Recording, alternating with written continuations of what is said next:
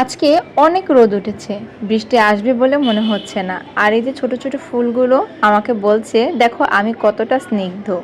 আমার জন্য, আমাদের এই ফুলের গুচ্ছর জন্য তুমি আজকে এত সুন্দর একটা স্নিগ্ধময় সকাল উপহার পেলে। ধন্যবাদ জানাও আমাকে। আসসালামু আলাইকুম। কেমন আছেন আপনারা সবাই? বেশ অনেকদিন পর আপনাদের মাঝে আবার হাজির হলাম। আশা করছি সাথেই থাকবেন। দুপুরে রান্নার আয়োজন চলছে। সকালের নাস্তা খাওয়ার পর এখানে চা বানিয়েছিলাম, অবশিষ্ট চা রয়ে গেছে ভাইয়ের জন্য। ছোট ভাইটা আমার বাসায় আছে, তো ওর জন্য সব কিছু অগোছালো হয়ে আছে। এত প্রচুর বাহিরে রোদ, আজকে মনে হচ্ছে না যে বৃষ্টি আসবে। এত সুন্দর রোদ দেখে আমার মনে হচ্ছে এমন কিছু যদি থাকতো যে আমি ছাদে রোদ দিতে পারতাম বা শুকাতে পারতাম। ঠিক ওই সময়ই রাস্তা দিয়ে ভ্যান গাড়িওয়ালা ডেকে ডেকে বলছিল যে 7 কেজি আলু 100 টাকা। সাথে আমার সাহেব ছিলেন, তো ওনাকে বললাম যে আমাকে কিছু আলু কিনে দিবে, কিছু চিপস বানাতাম। চিপসগুলো আমার খেতে বেশ ভালো লাগে, আমার মেয়েরাও বেশ পছন্দ করে।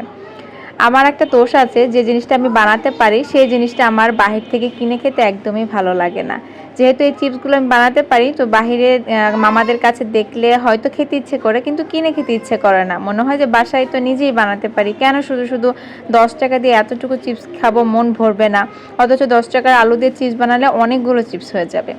যাই হোক, প্রথমে সে বলল যে বানাতে হবে না। আমি ভাবলাম ঠিক আছে, যাক, বাড়তি ঝামেলা নেওয়ার কি প্রয়োজন। তারপর যেয়ে দেখি নিচে যেয়ে সে আমার জন্য কিছু আলু কিনে পাঠিয়ে দিয়েছে। তো আমিও ঝটপট ছুলে তারপরে ভালো করে ধুয়ে একটু ভাপিয়ে নিলাম। সাথে একটু লবণ দিয়েছি আর কিছু শুকনা মরিচের গুঁড়ো দিয়েছি। এখন ঢেলে পানি ছেঁকে নিয়েছি। এটা আমার প্রথম ধাপ। 4 কেজি আলু পাঠিয়েছিলেন আমার জন্য, তো আমি 4 কেজি আলু ধরেই চিপস বানানোর জন্য শুকাতে দিয়েছি। ছাদে একটা পাটি বিছিয়ে তার উপরে একটা পুরনো চাদর বিছিয়ে দিয়েছি। দেন এখন আলুগুলো ভালো মতো একটা একটা করে বিছিয়ে দিব। এত প্রচুর রোদ যে আমি রোদে আমার মুখটা একদম পুড়ে যাচ্ছিল, এরকম ওড়না দিয়ে পুরো মুখটা ঢেকে নিয়েছিলাম, যে এত রোদ মুখটা জ্বলছিল। দেন আমি আলুগুলো সুন্দর করে গুছিয়ে একটা একটা করে বিছিয়ে দিচ্ছিলাম। অনেকটা সময় লাগছিল। নিচে আবার আমার চুলায় দুপুরে রান্নাও বসানো আছে। এদিকে কিছু কালিজিরা এনেছিলাম বেশ অনেকদিন আগে, দেখি যে ফাঁকসা পড়ে গেছে। দেন ওগুলো আমি ধুয়ে ভালো করে পানি ঝেড়েও শুকাতে দিয়ে দিয়েছি। আর এটা আমার দ্বিতীয় ধাপের আলু। 4-5টা আলু আমি ছুলিনি, খোসা সহই কেটেছি। আমার আবার খোসা সহ চিপস বানালে সেটা বেশি ভালো লাগে, কিন্তু এবার আমি কেন জানি না সবগুলো আলুই ছুলে ফেলেছি। তো দ্বিতীয় ধাপের আলুগুলো নিয়েও ছাদে চলে এসেছি। প্রথম ধাপের আলু দেখেন অনেকগুলোই কিন্তু শুকিয়ে এসে পড়েছে। আর দ্বিতীয় ধাপের আলু বানাতে অনেকটা সময় লেগে গেল, অনেকটা গ্যাপ হয়ে গেল, কারণ রান্নাও ছিল চুলায়। রান্না না নামিয়ে আমি আলুগুলো ছুলতে পারছিলাম না বা কাটতে পারছিলাম না। চুলাও খালি ছিল না যে ভাপ দিব। রান্না শেষ করে দেন আলু ছুলে কেটে আবার ভাপ দিয়ে আমি ছাদে চলে এসেছি। এই দেখেন প্রথমবারেরগুলো কিন্তু প্রায় অর্ধেকটা শুকিয়ে গিয়েছে। তবে হ্যাঁ, সকালবেলা যদি এই আলুগুলো কেটে শুকাতে দেওয়া হতো তাহলে কিন্তু এতক্ষণে মচমচা হয়ে যেত।